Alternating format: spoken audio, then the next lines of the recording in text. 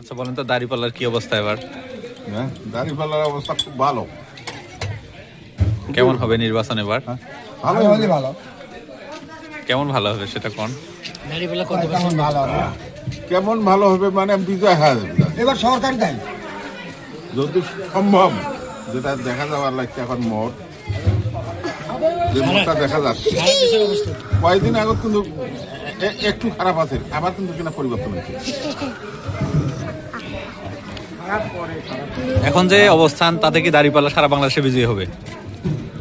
সারা বাংলাদেশে তো হওয়ার কথা, কিন্তু এর মধ্যে আসে না কেউ, কম বেশি তো হবেই।